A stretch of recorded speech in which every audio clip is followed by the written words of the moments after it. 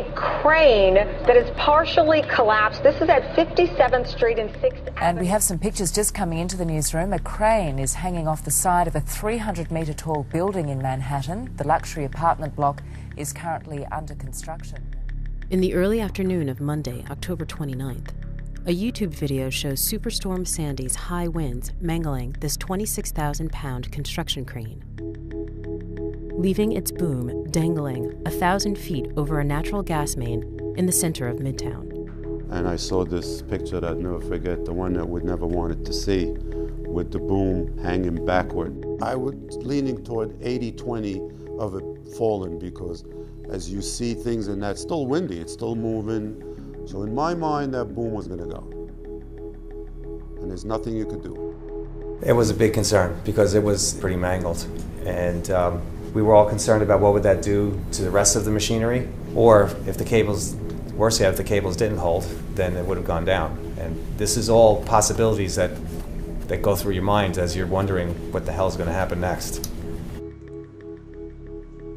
This crisis at one of the tallest and most luxurious residential buildings became another symbol of the city's wounded infrastructure and a possible disaster.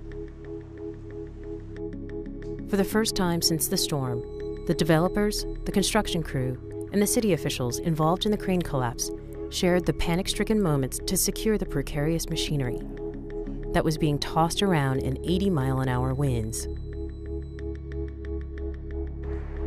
As the fire department blocked off the streets below and evacuated the area, the first order of business: make sure that the supporting structure, or the mast, wasn't in any danger of falling. Michael Alacha from the Department of Buildings and Nick Greco from Lendlease, the construction contractor, walked up more than 40 floors of the luxury building to get a closer look. The upper floors were still under construction, with no walls, and the wind was howling. Now, once you get to the open floors, it sounds like you're in World War III outside. Not only have to struggle with the wind, you're going up unfinished stairs to get into the next level. So it got more challenging as you got closer to that last tie. We were maybe more focused than scared. I don't want to say we were scared, but we knew we had a job to do. We cracked a few jokes, particularly about how slow some of us were going up. It was nervous laughter, I would say, and that was probably the last time I smiled for about 3 straight days. We got an opportunity to look at the actual damage of the boom, and it was just a mangled thing. Now we said, oh, what are we going to do? But the biggest hurdle was the complete communication blackout caused by the superstorm. Everybody's going through a hurricane. There were cell phone issues, there were power issues, there were internet issues, no email.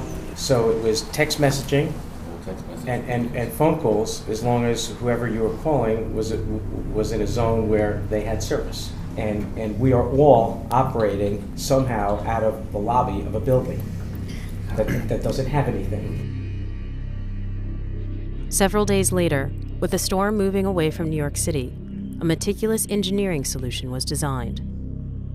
On Saturday, workers began manually turning the dangling boom nearly 210 degrees counterclockwise to the side of the building.